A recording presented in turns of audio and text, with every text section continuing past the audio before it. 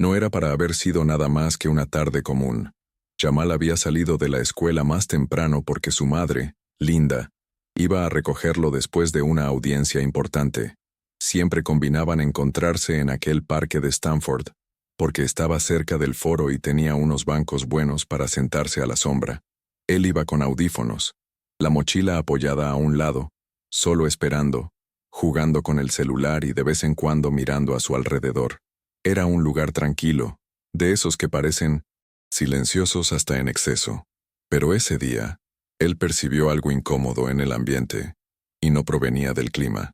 Era la mirada de una mujer que pasó caminando con un perro blanco y muy cuidado, deteniéndose a lo lejos, y observando como si él fuera algún tipo de amenaza. Jamal fingió no notar, pero sintió el estómago revuelto. No era la primera vez que eso ocurría, pero algo en esa mirada parecía distinto.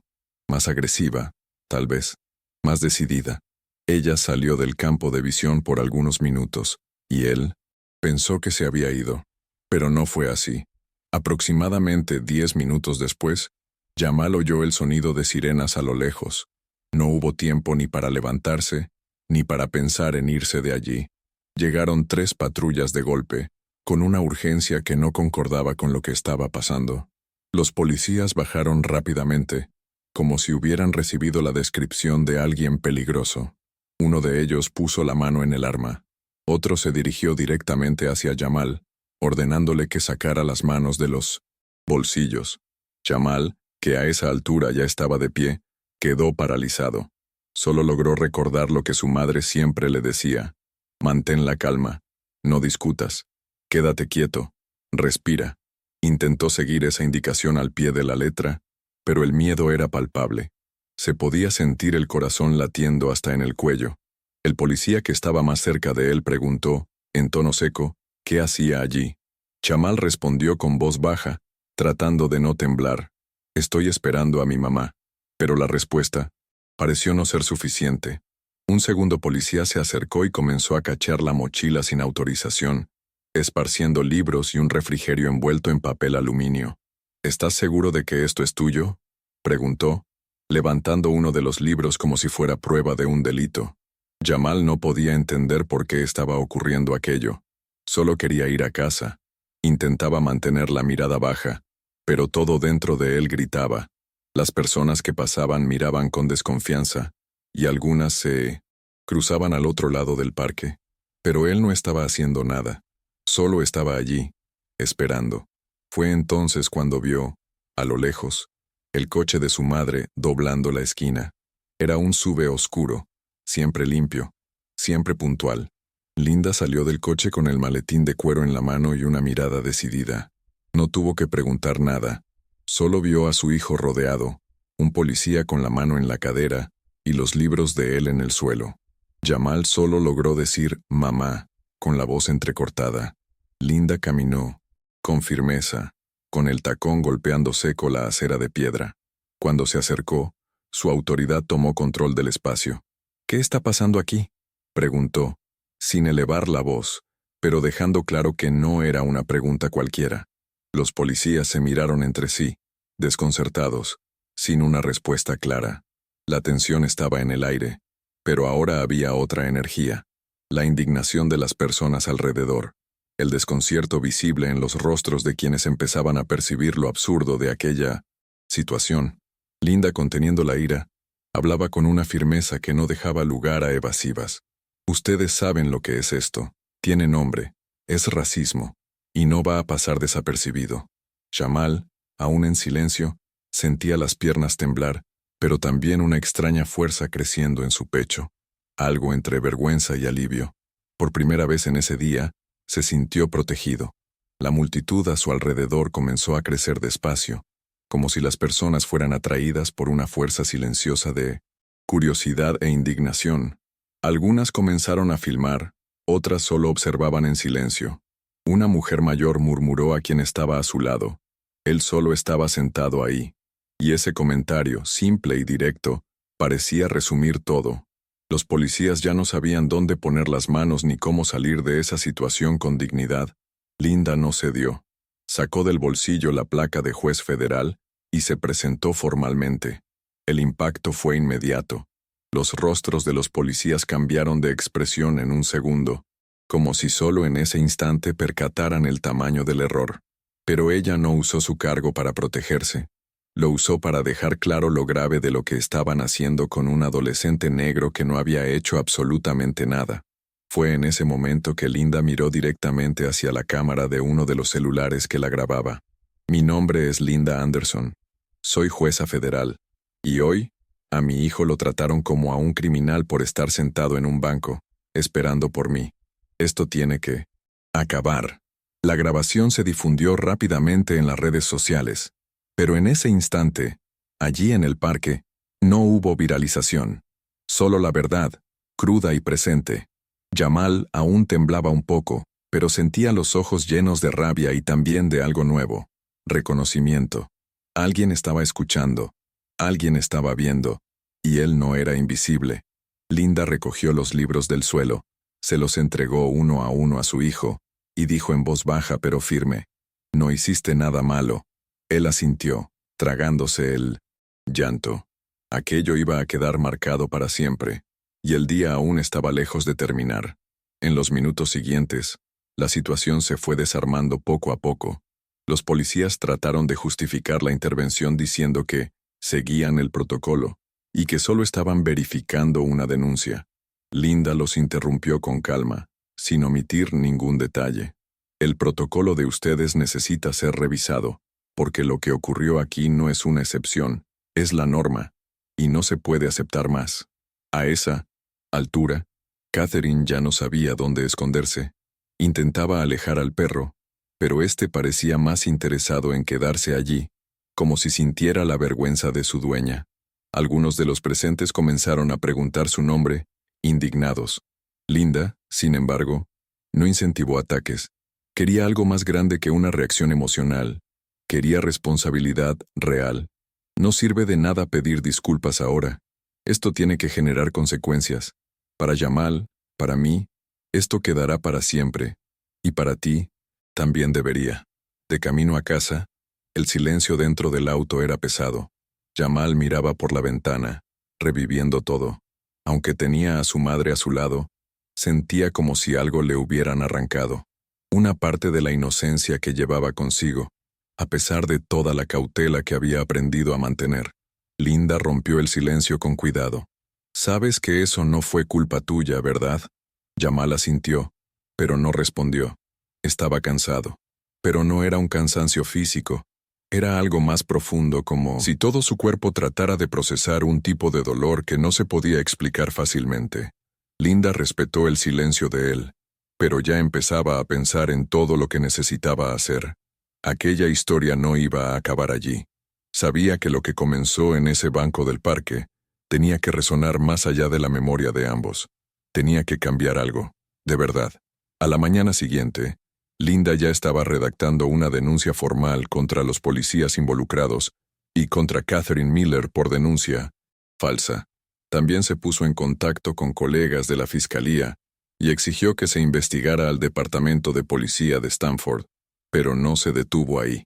Grabó un video contando en detalle lo ocurrido, sin exageraciones, solo los hechos, y lo publicó en una red social con el título: «Mi hijo no es sospechoso. Él es un niño». El video alcanzó miles de visualizaciones en pocas horas. Las personas comenzaron a comentar, compartir y etiquetar a autoridades. Lo que se suponía que iba a ser un día, como cualquier otro, se transformó en una poderosa denuncia pública. Linda recibió cientos de mensajes de apoyo, pero también algunos de odio. No se inmutó. Estaba acostumbrada a la resistencia, pero ahora era diferente. Era algo personal. Mientras tanto, Jamal volvió a la escuela como de costumbre, pero algo en él había cambiado. Los amigos se enteraron de lo ocurrido, algunos por el video, otros por el mismo Jamal, que fue contando de a poco, con hesitación. Al principio, no quería hablar. Sentía vergüenza, como si hubiera hecho algo malo, pero una profesora que vio el video de Linda lo llamó para conversar. Fue entonces cuando Jamal se dio cuenta de que no tenía que cargar con eso solo. La profesora le sugirió que escribiera sobre lo que sentía, como una forma de procesarlo todo. Al principio dudó, pero terminó escribiendo un texto que se volvió tema de discusión en la clase. Por primera vez, vio a sus compañeros escuchando, prestando atención de verdad. No era lástima, era respeto. Y eso lo conmovió de una manera que ni él supo explicar. Al otro lado de la ciudad, Catherine también empezó a sentir el peso de lo que había hecho. La repercusión del caso llegó a su condominio, a sus vecinos, a su ambiente laboral. Algunos trataron de defenderla, diciendo que cualquiera se asustaría, pero la mayoría entendió lo que había detrás de la denuncia: puro racismo, disfrazado de preocupación. La presión aumentó cuando el Ministerio Público aceptó la denuncia de falso testimonio. Catherine fue convocada a declarar y, ante la exposición, sus abogados sugirieron un acuerdo con medidas reparadoras. Fue entonces cuando Linda exigió que participara en programas educativos sobre racismo estructural y que realizara servicio comunitario en instituciones dedicadas a la juventud negra. La propuesta no era humillar, era educar, pero Catherine tendría que enfrentar las consecuencias, de frente, sin excusas vacías. Linda creía que un castigo sin reflexión no cambiaba nada. Meses después, en uno de los encuentros obligatorios del programa, Catherine y Jamal se encontraron cara a cara.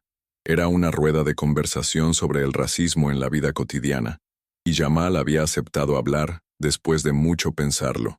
Estaba nervioso, las manos le sudaban, pero decidió ir. Cuando la miró, sentada al otro lado de la sala, evitando la mirada, sintió la misma mezcla de rabia y tristeza de aquel día en el parque. Pero, en lugar de gritar o confrontar, respiró hondo y habló de lo que vivió. Contó la sensación de estar solo, el miedo a morir sin haber hecho nada, el silencio incómodo de las personas a su alrededor, y dijo, con voz quebrada, que lo que más dolió no fue la policía, ni la intervención, fue la certeza de que alguien lo veía como una amenaza solo por existir. Catherine lloró, pero Jamal no quería lágrimas, quería cambio. Las palabras de Jamal resonaron no solo en la sala, sino en su interior. Fue como si poner aquello en palabras hubiera desbloqueado algo que llevaba conteniendo desde hacía mucho tiempo. Después del encuentro, empezó a participar en debates en la escuela, en ruedas de conversación sobre identidad, e incluso comenzó a escribir pequeños textos para el periódico del colegio. Antes más callado y reservado, ahora Jamal se permitía ocupar espacio, no como un acto de resistencia constante, sino como alguien que sabía quién era y que ya no quería esconderse. La herida de aquel día en el parque aún existía, claro, no se podía borrar, pero en lugar de definir quién era, pasó a formar parte de un proceso, algo que él llevaba consigo, pero que no lo limitaba. Linda, por su parte, se convirtió en referencia en grupos de justicia racial, siendo invitada a hablar en universidades, eventos jurídicos y seminarios. Pero cada vez que subía a un escenario o daba una entrevista, recordaba aquel banco de madera, el refrigerio de su hijo en el suelo, la indignación contenida en su pecho. Era por aquello por lo que seguía. Adelante. La lucha ya era antigua, pero ahora tenía un rostro, una historia, un nombre: Jamal, y eso lo hacía todo más urgente. A veces, todavía se despertaba en mitad de la noche pensando en cómo todo podría haber terminado de otra manera, en cómo un detalle, un gesto impensado de un policía, una palabra equivocada, podría haberle arrebatado a su hijo para siempre. Pero no lo hizo, y por eso ella no podía detenerse, porque el próximo Jamal no podía depender de la suerte. Al cabo de algunos meses, el banco donde ocurrió todo recibió una pequeña placa. Fue una iniciativa de un grupo de la comunidad, que había seguido el caso desde el principio. La placa decía: aquí, un joven negro fue tratado como amenaza. Aquí, su madre dijo: basta. No era un homenaje oficial, sino algo que conmovía a quien pasaba por allí. Jamal vio la placa por primera vez en una tarde, regresando de la escuela. Se detuvo, miró, y sintió un apretón en el pecho difícil de describir. No era orgullo ni tristeza, era una mezcla de ambos. Tomó una foto y se la envió a su madre con una única palabra: gracias. Linda respondió con un emoji de corazón y un «estoy llorando». porque, de cierta forma, aquello simbolizaba que el día más difícil para ellos también se había transformado en un símbolo de resistencia, y no solo para ellos. El caso en Stanford pasó a ser usado como referencia en entrenamientos policiales, luego de que la presión pública llevara a la revisión de parte de los protocolos de abordaje. Nada revolucionario, nada inmediato, pero era un comienzo. Los policías involucrados fueron obligados a participar en capacitaciones continuas sobre prejuicio racial y abordaje consciente. Catherine cumplió con todo el servicio comunitario, y en más de una ocasión, fue vista en silencio, escuchando historias similares a la de Jamal en centros culturales y proyectos sociales.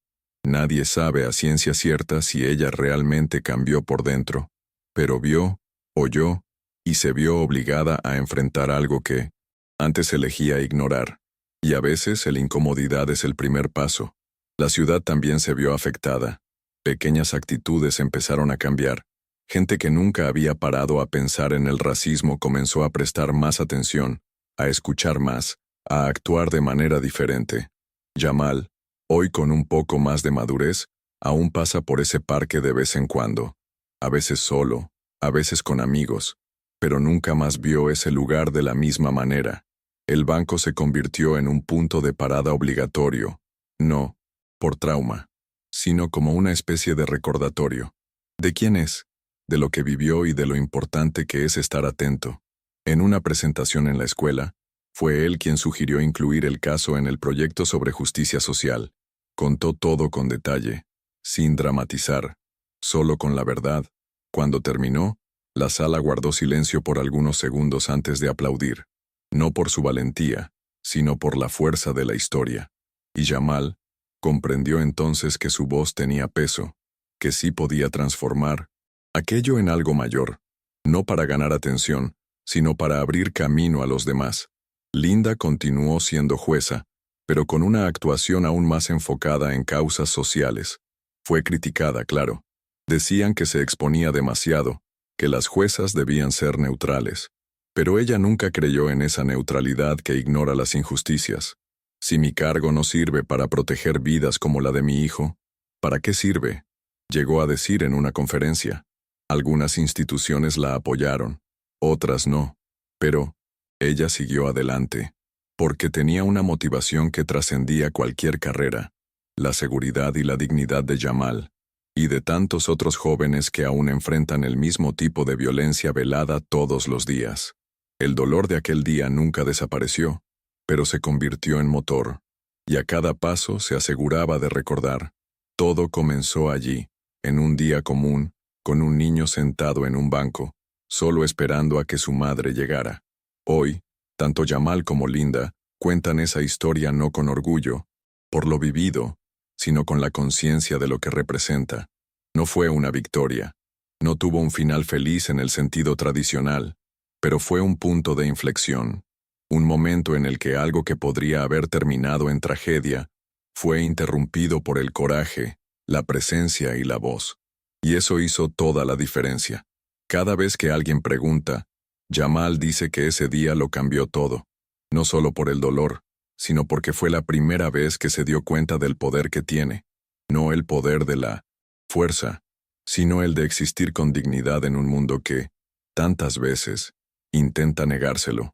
Linda dice que, en ese día, no habló solo por Jamal, sino por todos los hijos que no pudieron ser escuchados a tiempo.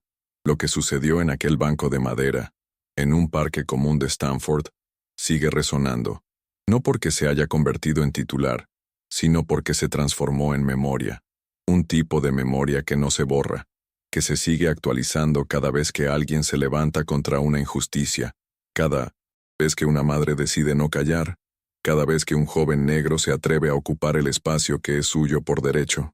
Y aunque muchas cosas aún necesitan cambiar, en aquella tarde, en ese momento específico, algo ya empezó a cambiar. Y eso, hasta hoy, ni Jamal, ni Linda, ni quienes estuvieron allí han podido olvidar, porque fue allí donde todo comenzó.